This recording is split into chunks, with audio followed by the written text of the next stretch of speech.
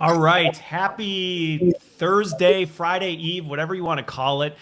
We are back with a special episode of Learning Tech Talks where we are continuing to explore the landscape of learning technology while cutting through the fluff and getting your questions answered. This is going to be a pretty fun one, obviously a very popular one based on the registration numbers.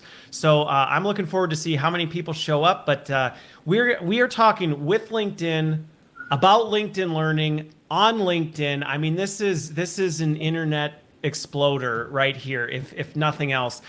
So I'm joined by James Raybould and Achint Parekh. I think I got that right. Yes, close.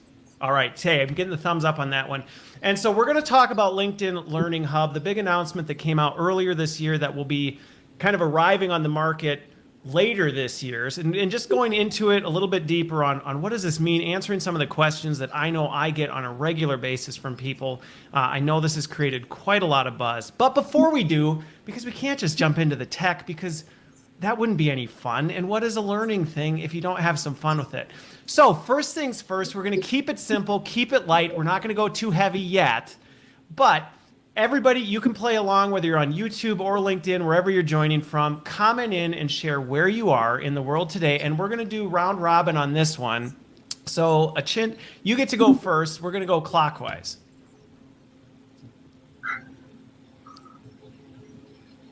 Where are you? Well, no, I'm asking, where are you in the world? I didn't even I ask you am, backstage. yeah, no, sorry. I was just, this is the biggest new thing. My mic was muted. Even this pandemic, I still mess that up sometimes. I am in the Bay Area. I'm in San Francisco. I'm in the city that everyone's had started abandoning, and suddenly now everything's open and you're waiting in lines everywhere. But yeah, I'm in San Okay. Francisco, and it's pretty nice. All right. All right. So you're in the Bay Area. James, that background, it fooled me for a minute. I thought you were somewhere different. And then as I started looking, I went, wait, that does look familiar. But the curtains are closed because of the painters. So you are, but some people might not have seen that first episode. So why don't you remind us where you are today? Shame on you if you didn't watch the first episode. Shame on you. That is true. Shame on you if you missed the first one. It was so good. This one, no idea. The first one was so good. I'm just kidding. Portola Valley. So I'm in Bay Area. So, a chinch in the cool city where it's cloudy and smelly, and I'm in the peninsula where the sun always shines and it smells beautiful. So about 30 miles south of San Francisco. Okay, all right. But you're both in California, so like stones throw away from each other, relatively close. Not like me way over here in the Midwest in Milwaukee. But you know what? The weather's actually pretty nice here today. 78, sunny. The kids are like right outside this window right here. Hopefully they don't start banging on the window. But if they do, that's what that noise is. All right, so then let's go to the icebreaker, and then we're going to get into the discussion about LinkedIn Learning Hub. But to do that, LinkedIn's turning 18. James, you posted a picture of you at 18. For those of you who missed it, I'm bringing it back up. So I thought, you know what? We're going to take a trip down memory lane. And what better way to do that than bring up some pictures from memory lane as we talk about our icebreaker question. And you know what, James, when you posted that picture of you, I went, this guy had great hairstyles in his teenage years, and I can relate to that. So, Achint, you didn't send me one with bleach blonde hair, but if you ever went through that phase, it was kind of a big deal for a while there. So, but the question actually has nothing to do with these pictures, but I thought it was a much better visual representation of the icebreaker question that we're going to ask. So everybody else can play along with this one as well, but I'm going to reverse the order. What kind of car did you drive? We're not saying specifically at 18, but as a teenager, what kind of car did you drive? So James, you are up first. Well, as befitting my look and my whole experience, I drove a Ford Mustang GT convertible, a muscle car. Of course you did. Yeah, like I grew up in London and came across the U.S. and as you can see, I was trying to be as kind of California boy and as California kind of bro-y as I could be a long time ago. And yes, Gold Sim shirt. I was a lot larger than I am today, and I drove a 5.0 GT Mustang that could make a very loud sound. So it was fun. All right. All right. Well, you know what? It fits the picture. So I can see if that's what you were looking like at that age, a Ford Mustang GT would fit right in there. So I like it. All right, you're up, Achint. What were you driving in your I mean, teenage I years? feel like I'm on the other end of the spectrum. I grew up in Bombay, and I had a trial by fire. If anyone's ever, driven in any of these parts in Asia, basically, I had a Hyundai Santro, which was like owned by like 5 people before I got it, and I used to do it. And that's what I learned. And then I used to drive it like a rickshaw. I was the designated driver to drive us everywhere, and I was always late, and I would drive it in crazy ways. I'm so happy I don't drive like that anymore. I'd go straight to jail if I drove like that in California. Okay. All right. All right. So, well, but see, you learn new driving skills to handle traffic in the California area. So probably paid off long term. Okay. So for mine, I didn't have my own car as a teenager. My mom actually let me drive hers, which had its own unique dynamics. But mine was a 1989 Buick Riviera that she had bought, and this thing had like 200 and some thousand miles, but it was pristine, and she hated that I drove it because I treated it kind of like the rickshaw, right? Like to me, I'm like, yeah, cool. Like this is really neat. And I liked it so much that my first car that I ended up buying, I bought much newer, 1990 Buick Riviera, because, hey, I had to upgrade, didn't want the touchscreen anymore. So anyway, all right. So let's shift gears. Back from memory lane. Whoops, that's the wrong format. There we go. Okay, so let's talk a little bit more about LinkedIn Learning Hub and what this new announcement is. But before we do, let's spend like 2 minutes. James, again, some people might have missed the first one. So just give like your 30-second overview of who you are at LinkedIn. Sure. So James Raybould, I'm on the product side of LinkedIn Learning, figuring out how we can build a very successful enterprise business where we make sure that learners can connect to the right content and the right learning so they can be successful. And as they do that, companies, nonprofits, organizations, colleges, etc., are too. All right. Achint, you're up. Yeah, I'm Achint. I'm on the product marketing team for LinkedIn Learning. I look at 2 areas of LinkedIn Learning. One is our learner experience. So making sure that the learners who actually have access to our platform get value and use the product. And the second is I'm working with James to make sure that we build an amazing LXP platform that we can launch later this year. All right. Okay. So you just teed this one up perfectly because you said we're going to be launching an LXP platform later this year. And so my first question on this is, when you say learning experience platform, right now in the ed tech space, that means a lot of different things depending on who you're talking to and what you're talking about. And honestly, I was familiar with LinkedIn Learning Pro before the announcement, and there were some LXP-ish features. I don't know if that's an adjective. It is now. So really, when you say you're moving into the LXP space, tell me, if somebody bumped into you on the street and said, hey, I heard of this announcement, how do you describe that? Or how do you explain to people what it means for us to be jumping into that space? Yeah, James, do you want to go? Should I go? What are you, my friend? Sounds good. So the way we've been saying this is companies have a lot of different learning experiences that they invest in for their learners. Currently, all of those experiences are in different places. So they buy, for example, LinkedIn Learning for our content on our platform. They also have an LMS that hosts a lot of their compliance content and some other content. They also have training and offline learning experiences.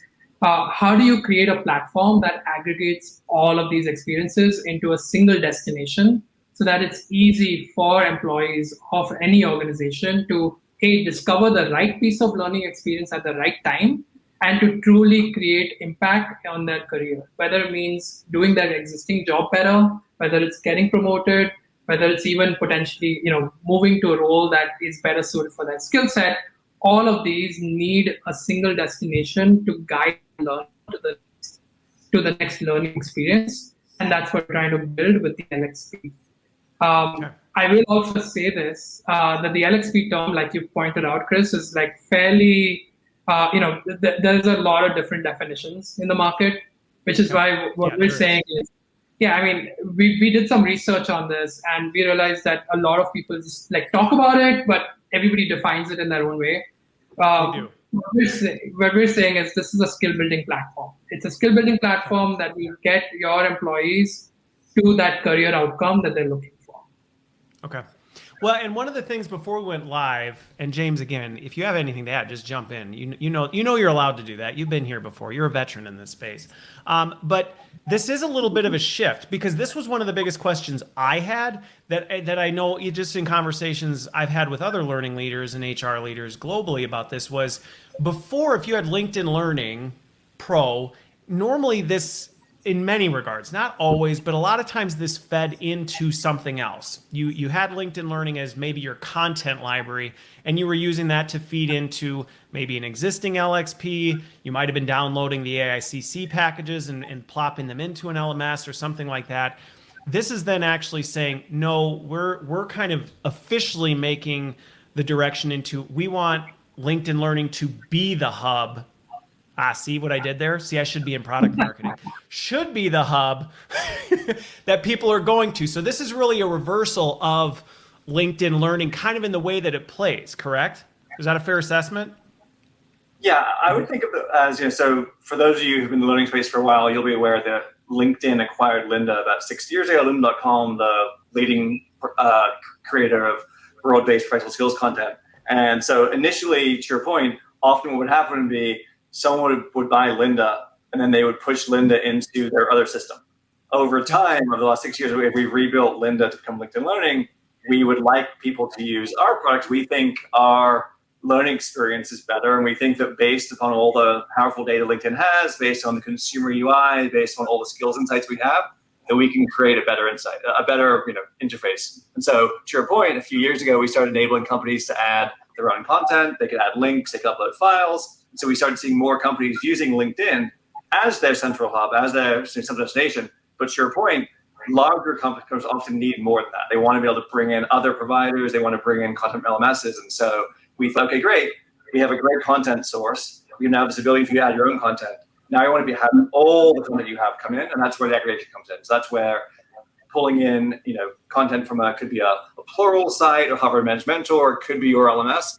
We think that our experience is going to be better as a primary destination for learners than others are able to do. And so it's an evolution, but I think that's the macro theme. It's like we believe that LinkedIn should be the place that learners go to discover learning that makes them better.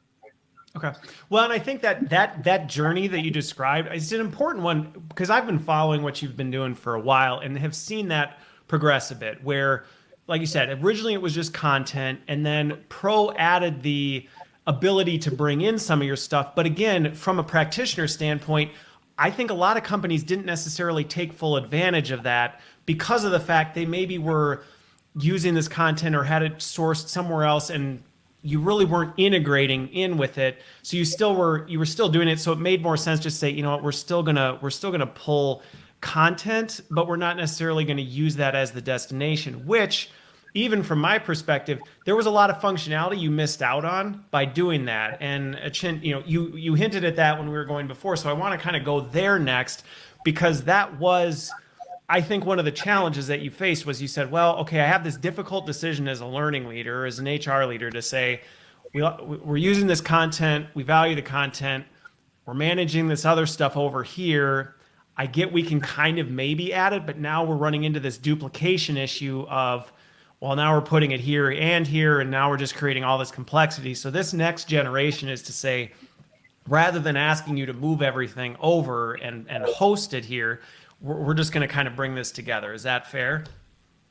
Yeah, I'd say it's a little. In fact, it's the next generation of this. It's one thing for us to say, hey, bring all of your content sources and now put it into our platform and use our platform. But then it's easy for us to say, just aggregate your content.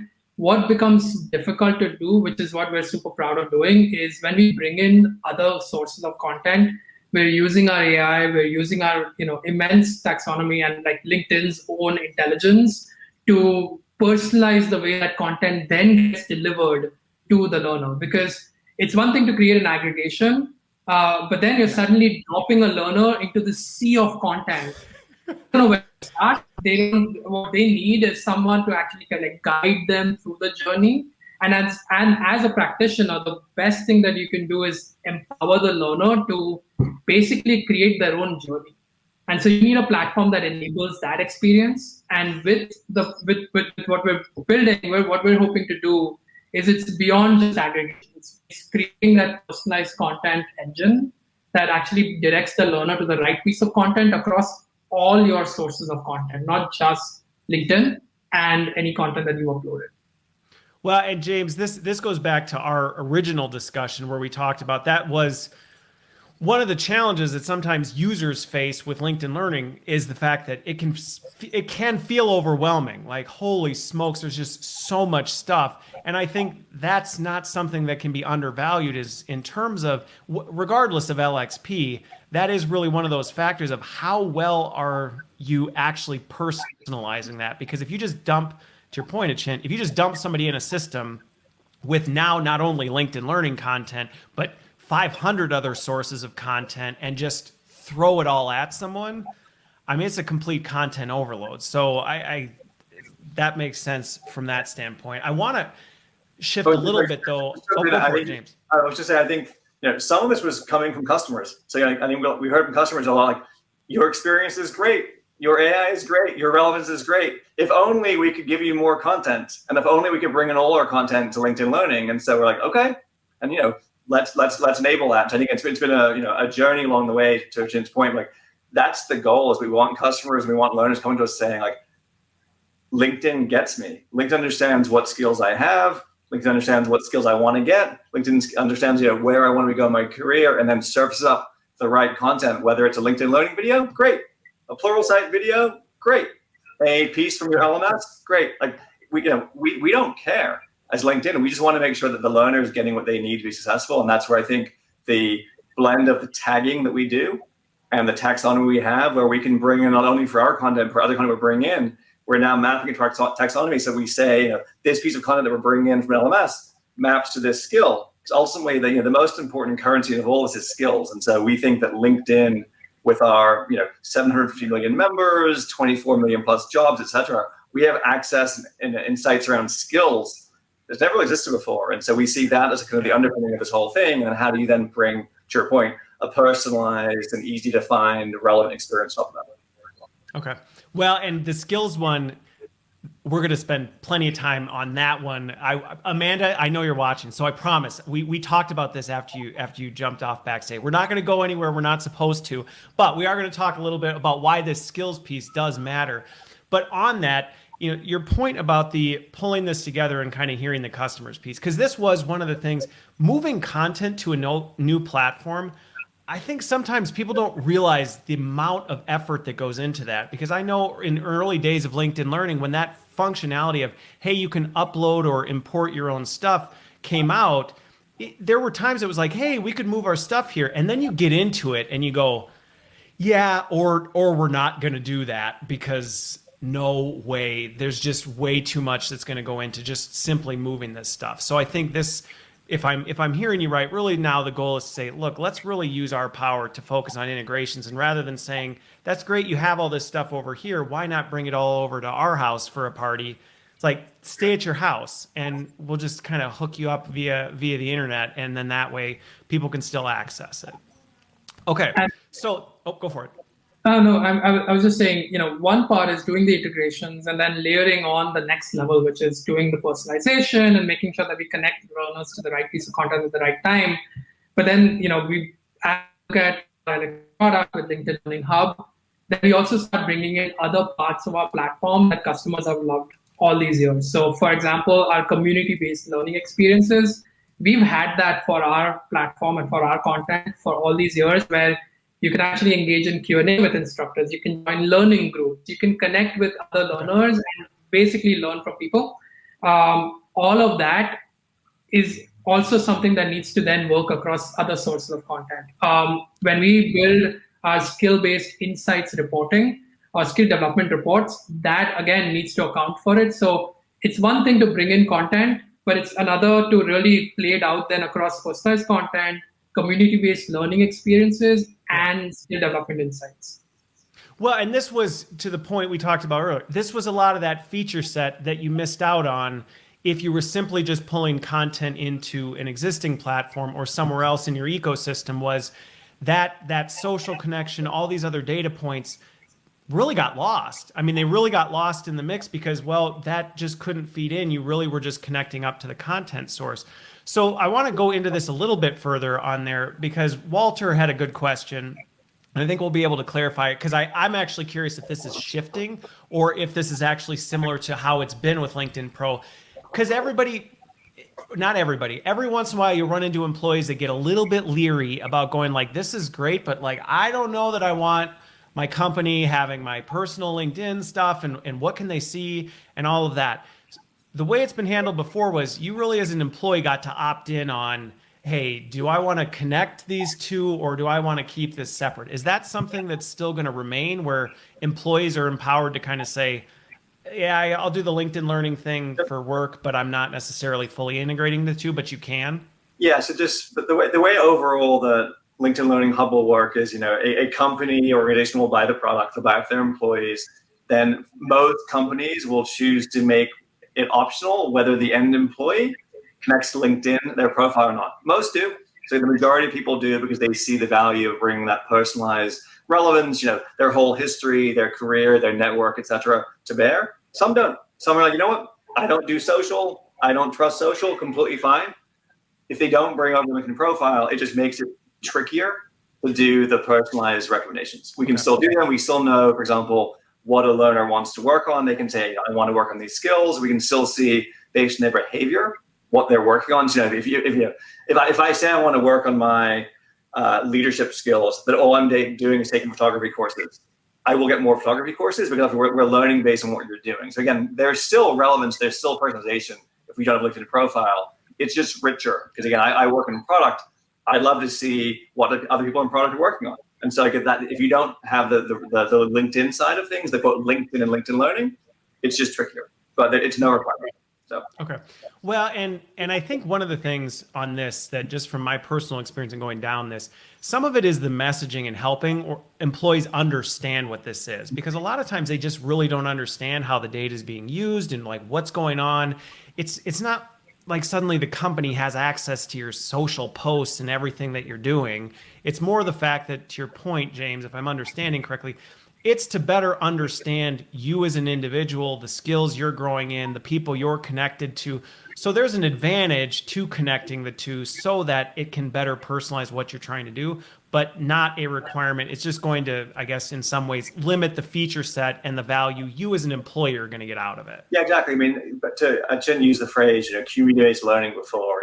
My community could be my peers at my company. That's a really good community, but it could be, everyone on LinkedIn. And so if I use LinkedIn profile, anyone who takes a course over here on LinkedIn Learning, I find out about it. I was like, oh, great. Interesting that my great friend from university or my former peer from LinkedIn just took this course. That's now intelligence for me that I maybe want to take.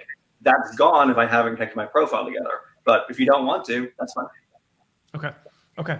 So then I want to dig into, I'm gonna keep going with this one, but before I do, a relatively, hopefully, I think a simple one that was even a clarification for me was some of the questions I get and even I had were, okay, so who's getting access to this? How does this work? Is this LinkedIn? And my perception was I thought it was LinkedIn Premium, but it's not LinkedIn Premium.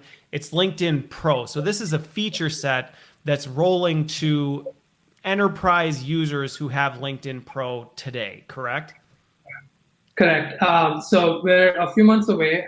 It's just about announcing our exact date of launch, but we will be rolling out LinkedIn Learning Hub to all customers that are on LinkedIn Learning Pro today, and they will get it free of charge. So there's no incremental fee for them to use any of these features.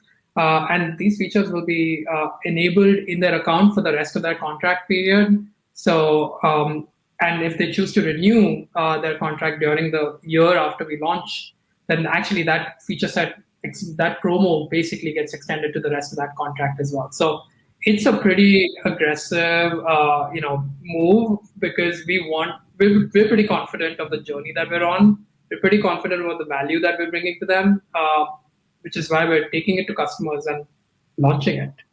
Okay. It's a big launch for us. Well, no, and that's, again, it's a helpful clarification to understand. All right, so this is a feature set. If somebody's using LinkedIn Learning today on the enterprise level, not you went out and subscribed to LinkedIn Premium, but you're using it at the enterprise level, this is a feature set. So I guess my thinking, as one of the questions Lisa asked was like, how is this going to be rolled out type of a thing? This is something that learning and HR leaders, and I'm guessing there's some efforts right now going in motion with LinkedIn for your existing pro customers to say, hey, this is coming. These are the feature sets, because there's a lot of things that, again, depending on how companies may be using LinkedIn Learning Pro today, they may have to rethink that or evaluate, okay, we might have to change our strategy, or we may want to pivot some of the things we're doing because these features are coming our way. And there's some operational implications, there's some financial implications, there's some, just process implications that people probably need to be preparing for. And that's my assessment, but you tell me if I'm off.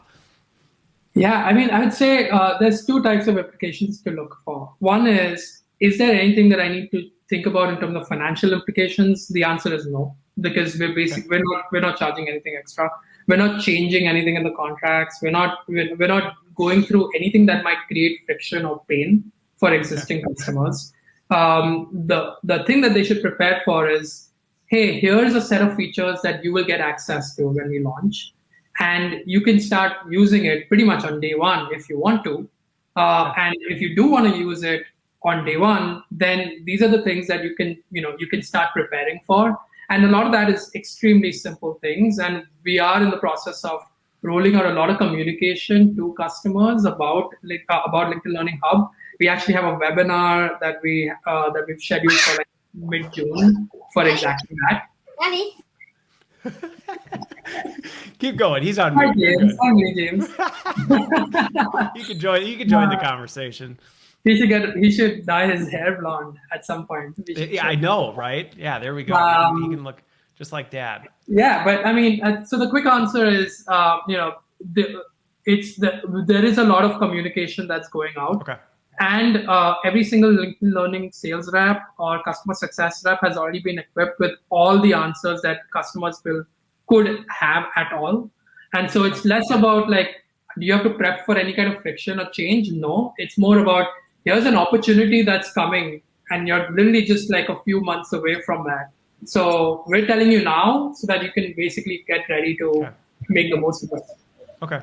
And I think that's the message that I'm kind of interpreting is, hey, there's a bunch of stuff coming, so now's a good time to, because we all get those emails where you're like, yeah, new features, delete, and they go in the trash, and I heard something's coming, type of a thing to say, all right, now might be the time to be paying attention to, there's some new capabilities. What are these capabilities? Where might there be duplication? Where might there be opportunity? Where might there be things you're not doing as part of your strategy right now that you might be able to do because you haven't been able to? So without getting into all the specifics of it, at a high level, some of that feature set, some of the stuff that's going to be flipped on, what can people expect with that? Yeah, so at the outset, I can share that we will have detailed demos that we will be releasing as part of our webinars, and reps will have detailed screenshots of these features and all of those things. So that's all coming. But what I can already share is we have 3 whole sets of features that we're releasing, or 3 groups of features, I would say. It's more than a feature launch. It's basically an evolution of where our platform is today. Okay. One is in personalized content. So, which is you can now aggregate other sources of content, and pretty much every other source of content that you have. LMS, we have partners, content partners like Howard Managed Mentor and Get Abstract and others that you can just bring in, and any other content source that you may have. So bring them in, and we have the ability to then blend all of that content into the learner experience and personalize the way the recommendations work. So there's a lot of work that's gone into a bunch of features around personalizing the content that comes into the platform from various sources. The second is we're building on top of the existing community-based learning features, and there are a few more features coming there. to enable learners to learn together with their peers, and their peers could be within the company or even outside, and how we can do that at a scale where it goes across all sources of content. And then finally, on skill development insights, that one's really exciting because that's where we start getting into not just like reporting on what skills your learners are developing, once again, across all content sources, but also the ability for you to potentially like track a few specific skills that are important to you, see what the top content is for those skills, see who the top learners are for those skills. So the moment the LinkedIn Learning Hub platform becomes a single destination for all your content sources, our existing three pillars of personalized content, community-based learning, and skill development insights become basically supercharged in what they can deliver. Okay. Got it. So really and we're going to dig into the skills one. So anybody watching that's like, hey, I've seen a bunch of questions about skills. And again, how far we go, we'll see. But again, we're going to get to that. So really one of the big ones, just to kind of recap it. One is now you're taking this next generation in the evolution, which is now it's not just you can put your content here if you want to, but you can actually, without even moving it, integrate this in and bring it in from other sources. So integration is a big piece. The second one is the community features, which again, what those specifically look like, but really that social side of how are you connecting people and connecting that learning in a social sense. And then the third is really blowing out the skills piece. Fair? Yeah, and I mean, and there's like a lot of meat packed in each of these. For example, like we've heard for the longest time that L&D admins want to promote specific pieces of content to their learners, and they want to customize that learner's experience on the homepage, for example. That's a feature that we have been working on. Now we will be able to roll that out with this launch. So there are a lot of features across all of these that we're actually like packaging as part of this big launch, which is coming through. Okay.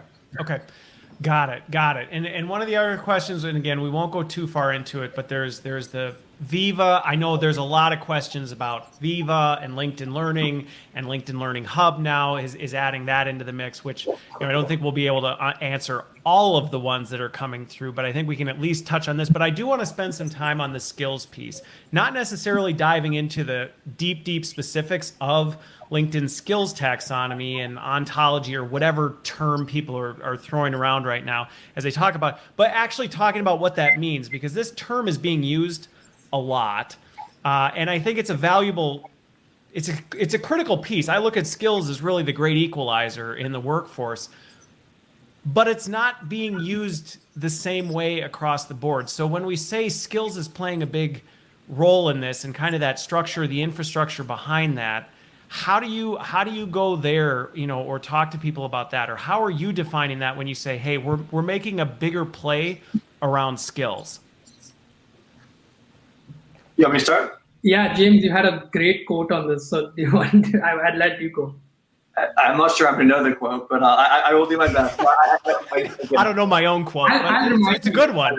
I'm kidding. I think skills taxonomies right now are kind of like cryptocurrency and Bitcoin, where like everyone sort of like vaguely gets it. And to your point in the beginning, Chris, like you go one level deep and it doesn't work. So I think we just make this really simple, where we're all learners, all three of us are learners right now, and we're trying to progress in our careers. And ideally, we want to get promoted or maybe get a new role. And we're hoping the way the world works right now often is to get hired. It's like, oh, well, cool. James went to prestigious business school, or James worked at company X, and like that's why we're gonna presume that he or she, I guess he in this case it's James, has these skills. We want he must be amazing because he worked at LinkedIn and he went to Stanford. In theory, that's the way it works. Again, people play this game of like, oh, cool, if I can work for this company or go to this university, people presume I have abilities. Hopefully it's a reasonable presumption, but what happens is many people who don't go to these universities or don't work at Google are amazing, but they're not discoverable. So we want to make change the world to where skills become the currency. And so I'm looking to recruit for a role. I want to figure out, great, the most important skills for this role are A, B, and C. Cool. Well, who has those skills? And that's where you need to get at. So what is the skill? Then like, what abilities you need to have? So you need to figure, great, what is that skill? And so LinkedIn has taxonomy of 38,000 or so skills. We've actually mapped out across all our 750 million profiles, what the skills are. Where it gets really tricky, and this is what we're working on. This is what LinkedIn as a company is like so inspired to try and figure out. Is like not only is it the skill, but like it's the proficiency level. Because it's one thing to say, I have Excel skills or I don't have Excel skills. Like that's kind of, but what you want is, I want advanced Excel skills for my financial analysts, and I want beginner Excel skills for my product people. I'm making up, you get the idea. And so it moves from like what is the skill to what is the level of the skill, and that's where we're working on things like through assessments, through using our Glint platform around survey feedback from peers and managers. Okay. Complete your point about Microsoft Viva. There is so much data flowing through Microsoft around soft skills in terms of like, am I interrupting in meetings? Are people paying attention to me in meetings? Are you networking? How do you even communicate? I mean, there's a lot of stuff. Yeah, the amount of data is massive. So it really gets down to, what you need. I'm an individual. I want to get better at a skill because that skill will help me progress in my current role to a future role. And so you need to figure out what's the currency of showing I'm progressing. And that's the hard part. And that's where, again, assessments, this kind of data exhaust from Microsoft products, LinkedIn products, peer and manager feedback. Like once you do that, then it's kind of simple because it becomes great. If I can show you, or we can all show the world's recruiters and the world's hiring managers that I have these skills, they should recruit based on that. And so, but instead of saying that I'm getting recruited because I worked at LinkedIn or I work at LinkedIn, don't recruit me. Actually, do recruit me. I can get more money. I'll stay at LinkedIn to get more money. It's fantastic. So. But it's based on like it's less these proxies like, oh cool, the person went to school X, a person worked at company Y, and it becomes great. I want someone who's excellent at Hadoop, excellent at listening, excellent at blah, and then the whole thing works because then we can connect those jobs with people who have those skills and just let the marketplace take place. And that's our vision, and that's what I think you may not know this, but our CEO Ryan didn't graduate college. Didn't seem like it slowed him down too much. Like he has serious He's doing skills, all right. but it wasn't because him showing the world that he had this degree or went to work, a consulting firm. He just started working in his own startup, and worked at a bunch of companies, and now he's doing pretty well. So like we want that to play out over and over and over again, where regardless of where you are in the world, regardless of what your quote traditional background is, you can get ahead and you can get connected to opportunity based on the skills you have, what you know, not kind of these proxies of what people think you know. Okay. Well, and I think on the skills piece, the part that when I heard where this was going, even before I knew Hub was coming, when you started moving into employee experience and playing more in the skills space, I think one of the things that continues to plague our industry or be a challenge for our industry is the fact that it is not as easy to assess people's skills as we'd like to think. I think oftentimes that's one of the biggest challenges we face is you run into this, okay, how do we actually know that a chint knows how to do this? Maybe he took a course and that's one light and one frame we can look through, but that doesn't necessarily tell me a whole lot. And maybe he's done a project and we've seen that, but that's still just yet another lens because, well, what we saw on the surface wasn't really the whole picture. What did other people think? Did he, was he perceived as having that skill set? I mean, there is a ton behind actually digging into the core of what actually makes up somebody's skill DNA. And I think that's one of the things that when you started moving into this space, as I started watching this, I went, LinkedIn and Microsoft, from a data standpoint, have a pretty mind-blowing amount of data on people, the way they work, the way they communicate, what interests them, the way they interact with others, the way, what are their preferences, even again, and then you have LinkedIn on the consumer side. Now you're actually seeing, well, this is how they represent themselves at work, but how do they represent themselves in their social interactions outside of work? And what are they doing? And what really, kind of insights can we glean from that? Which could send people down, the AI rabbit hole and freak people out that, oh my gosh, big tech. But on the other side, you could say, well, but at the same time, this actually helps people. I think even self-awareness, you don't necessarily even know fully what your skill set is, and you're not necessarily looking at that objectively. So I think the ability to now dig beneath the surface into that is a powerful capability behind that. Now, my one question that kind of ties to this, and this is more, I'll keep it at a surface level, is when it comes to the skills piece, one of the challenges I've seen from a currency standpoint, I've heard that term used a lot. We want skills to be the currency.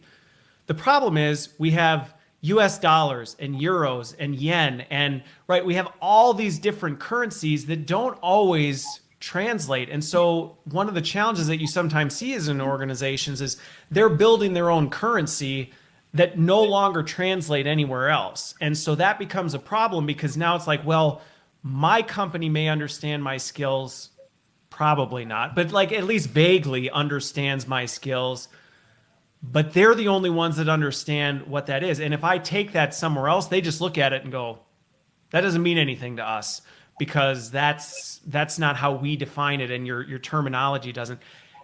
How do you see, and again, without getting into the details, how do you see helping bridge that? Because I see that continuing to be a challenge for organizations to figure out how do we actually define a currency that becomes, somebody mentioned Bitcoin, right? Like how does it become the Bitcoin of workers so that it's now translatable and you can spend it somewhere else? Well, I think it depends. I think we're going to find like it's not going to be one approach for all skills. So, I take a skill like project management. There's the Project Management Institute, PMI. Like for that, if someone has that, or things like financial, CPA, CFA, it's like LinkedIn is not in any way trying to say every skill in the world. The only way you should be able to measure how good someone is at that skill is based on LinkedIn. That makes no sense. There are some very established certifications out there that say, for this skill, this is what makes sense. What we're going to try and figure out for those where it doesn't exist, where there isn't an existing paradigm, an existing certifications, boards, etc. How do we solve that? And so for soft skills in particular, it's just much trickier right now to figure out what is out there. And that's where we think the LinkedIn data, to your point, the Microsoft data as well, like there's just so much data flowing. And it's being ever refreshed. The nice thing about both LinkedIn and Microsoft, like it's ongoing. Like this minute right now, there are like thousands of people updating their LinkedIn profiles as we're speaking right now, saying, hey, they've just added this skill, they've just changed their job, etc. And it's like the fact that it's ever updating. Same thing with Microsoft products, where people are using Teams and setting up meetings and connecting and sending emails internally right now as we speak. And so all that information just continue to be up to date. And that's where we can figure out, again, this is a hard problem on the soft skills side as well. We think we can add a ton of value. Okay. Well, and that's a good clarification because there are some well-established skill measurement frameworks out there that say, hey, it's pretty straightforward. We've cracked the code on this. Some of these other ones are like, my definition of are you a good communicator is wildly different than someone else's. And how do we actually define what is good today? And to your point, the refresh of that, it's changing. You look at 2020, everybody thought they were a pretty good communicator until suddenly they weren't around each other anymore. And they realized, you know what? It turns out I'm actually not that good at communicating, or I'm not very good at communicating in this new way of communicating. Like what does that actually look like and what's expected of people? Okay, so that helps, I think, break that down. So it's not necessarily saying, hey, LinkedIn's coming to redefine all of the taxonomies of things, but really to lean in and say, hey, we've got some gray matter, some murky areas. Let's put some context around that to make it easier for people to be able to define it. Yeah, well, especially also, the nice thing about LinkedIn is we've talked a lot about learning, but we obviously have a pretty large presence in the job seeking and the kind of the career seeking. So we can look at we can look at for what are people looking for on LinkedIn today. Either it could be job seeking, people are looking for these kinds of jobs, or it could be what jobs are available. So we can get the data around like what skills are most important to your point, and then try and figure out, okay, great, for these skills there are these existing paradigms out there. Fantastic, we're going to use those primarily.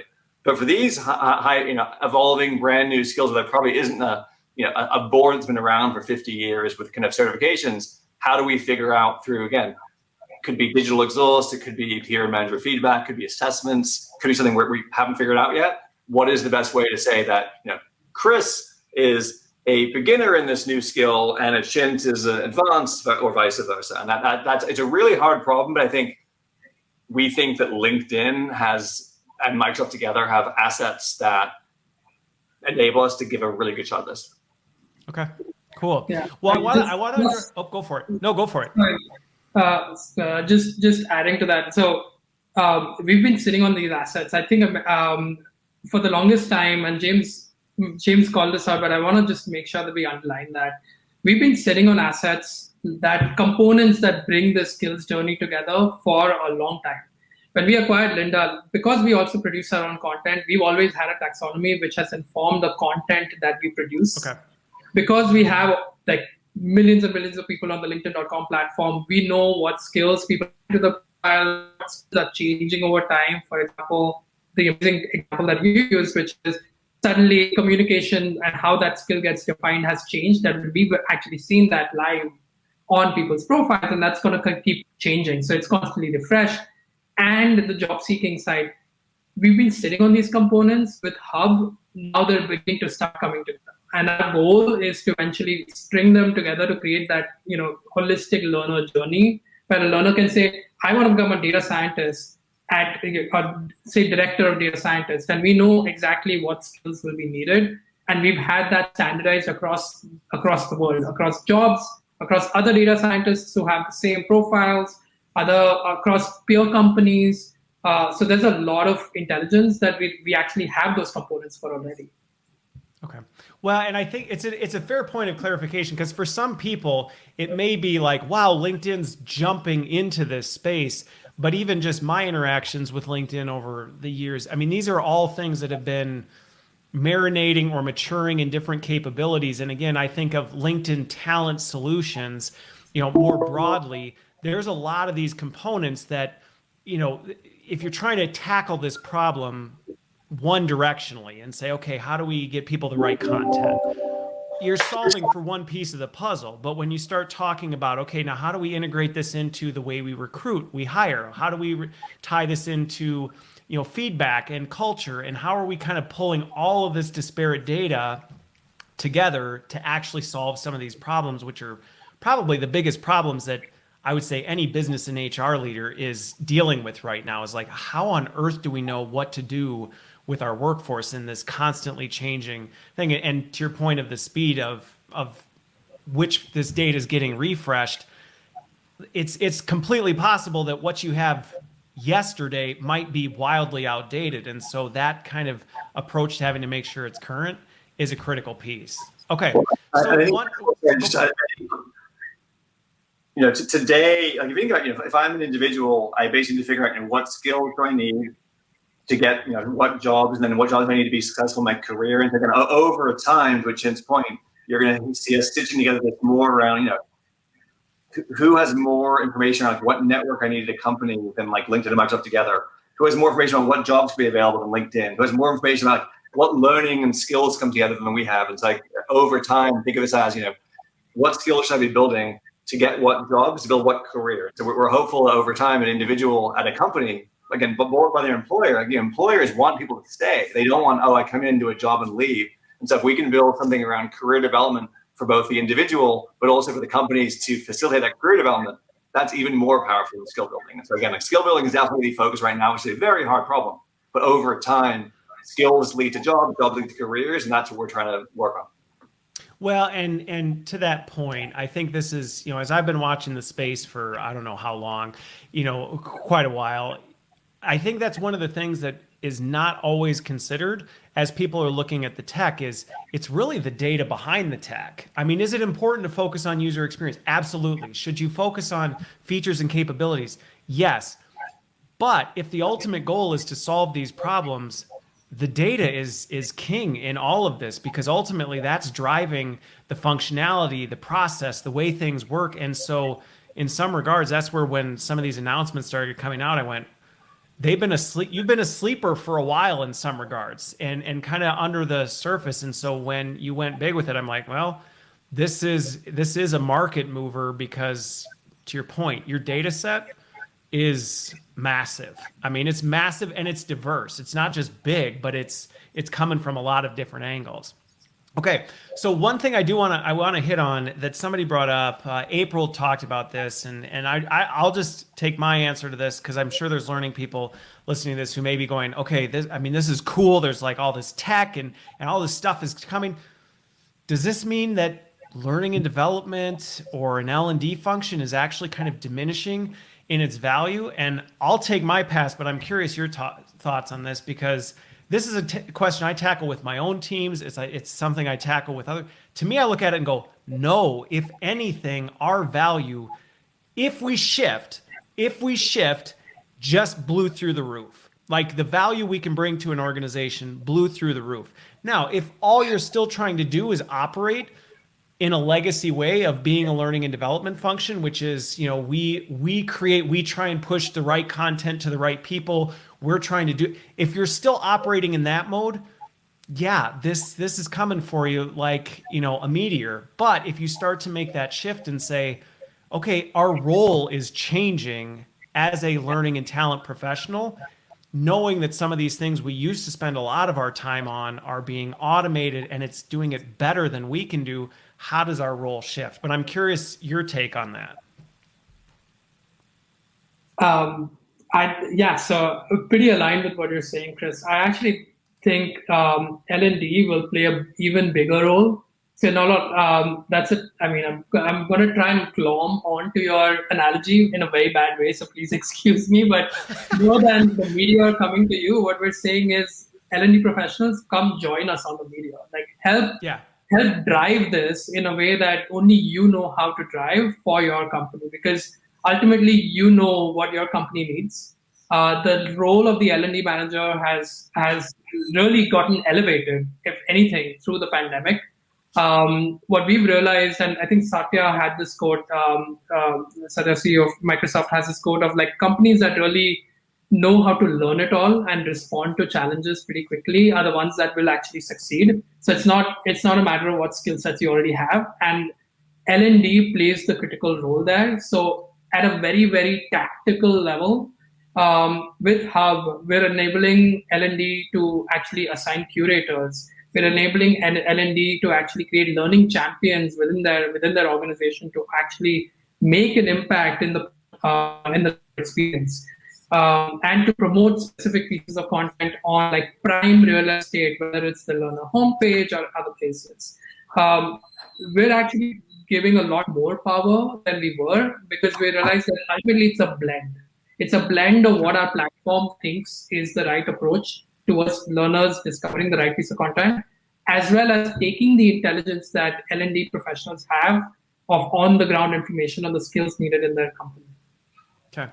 Well, and I think to go to the analogy, right, let's get rid of the meteor one, because the way I look at it is, right, there's a rocket ship about to take off, and you have the opportunity to pilot that rocket ship and actually like steer this thing, I mean, have massive impact on the business. Or you can stand underneath the fuselage and be like, I'm just going to keep doing what I'm doing. And then as the rocket takes off, you're going to get incinerated in the aftermath. And that's a pretty extreme example. So maybe I took it too far.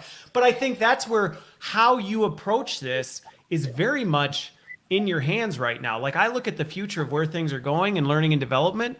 And, we've said for as long as I can remember, we want a seat at the table. We want, to drive business decisions. We want to be part of the conversation. Well, that chance is there, and not just because your gut tells you you're in the right space, but now we've got data-driven backing behind this to say this is where we need to steer and this is what we need to do and here's how we know that.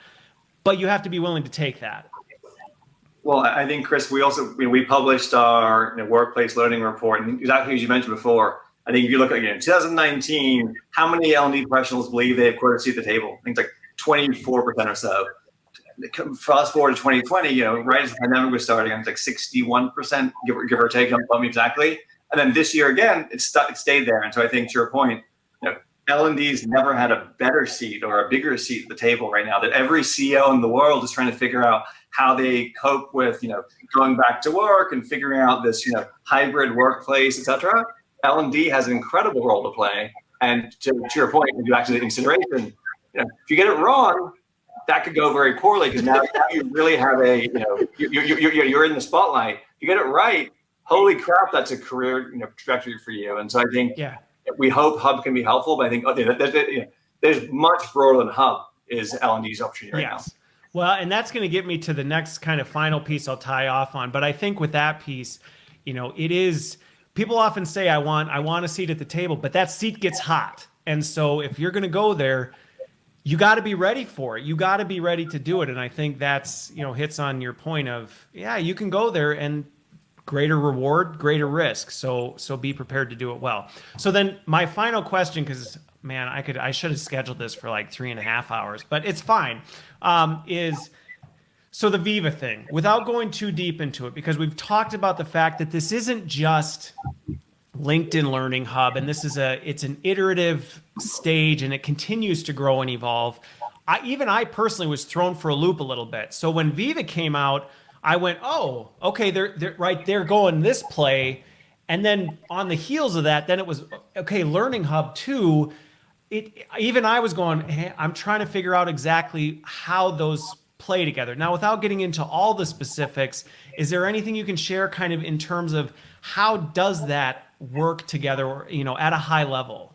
Yeah, so I would think about it as the kind of two ways of thinking about it. One is there's the LinkedIn Learning Content Library. And so that will be the first and the best integration into Viva Learning. So essentially, if you buy, actually, if you don't even buy Viva Learning, you'll get, I think it's 125 free courses of LinkedIn Learning. But then if you do buy LinkedIn Learning, you can bring in the whole thing. So essentially, LinkedIn Learning is the best content source in Viva.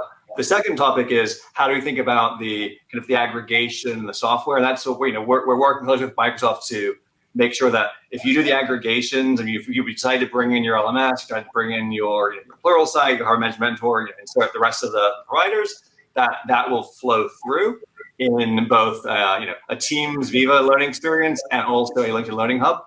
That's more of we are working on it together, because I think to your point, we're moving fast to do Hub, they're moving fast to building it better. For those of you watching, Viva isn't just learning, Viva is a whole insights layer, it's topics, it's knowledge, it's community. It's a much broader play around employee experience, but there is intersection in learning. And so again, be for the first and best integrations on content, and then over time, the aggregations and the kind of all the learning experience will start coming together too. Okay. So as a summary, you tell me if this is a fair analysis of that, because I'm looking at it, and the way I'm viewing it is similar to LinkedIn Learning before, where it had some of these capabilities, but until you really encompassed the whole thing, you were missing out on some of it. So I'm kind of looking at Viva and LinkedIn Learning Hub saying, is it going to be a requirement that you have to be using them both? No, probably not. But are you going to get more value out of it because of, well, these things are going to work together much more seamlessly. And the way we're kind of constructing this whole thing would be similar to LinkedIn Learning, where if you just were taking the AICC package and dumping it in your LMS, still getting the value of the content, but you're missing a lot of this other stuff, similar to Learning Hub and Viva, where, yeah, you can still use LinkedIn Learning Hub. If you're not using it in partnership with Viva, it's going to work, but you're going to miss out on some of the capabilities. Yeah, I mean, I think Teams shared, I think about a month ago, I think it's 144, 145 million DAU. So, a lot of people are using Teams right now. We believe in the flow of work. So therefore, we'd love to have a world where, when you want to go deep, you can go into LinkedIn Learning Hub. But when you want to, for a lot of the discovery, the initial, oh, interesting, that's what's going on. Being in Teams and being in Viva Learning specifically would be a great entry point to dig into learning. Okay. And then one final clarification that Walter asked, just to you hit on it. I just want to make sure I got this right. So from a licensing standpoint, and again, without getting into the details, Viva's got kind of its own license structure, that there's some component of LinkedIn Learning can be included, some of the courseware, but they're separate products, correct? Yeah, exactly. So if you have Viva Learning, actually, so if you have Viva Learning, when you're not, if you have Teams or Office in general, you will get 125 free courses LinkedIn Learning based in Viva Learning, the non-premium version. By default. If you have the premium version, you can now pull in you can pull in the full 16,000 courses from LinkedIn.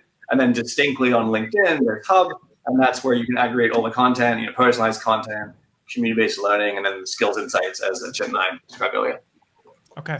Got it. Well, like I promised I wouldn't go too deep, and I don't think I did. So that was perfect. Maybe we'll have to get Vineet on with you, James, and then we'll get the Teams Hub. Like that would be an interesting discussion in and of itself. So with that, I know you guys have a hard stop. So do I. So hopefully everybody watching, is a great turnout. Hopefully this at least gave you some additional clarity into what this means, how does this play, what might this mean for the market, and how should you be thinking about it if this is something that you're looking at. I appreciate the transparency and just, hey, the collaboration around this. It's been a great conversation. So I couldn't get to all the questions. I apologize in advance, everybody watching and listening, but I think we covered off on some of the big ones. So with that, I wish you all a great rest of your Friday Eve and have a wonderful rest of your week. Thanks, James and Achint, for being here.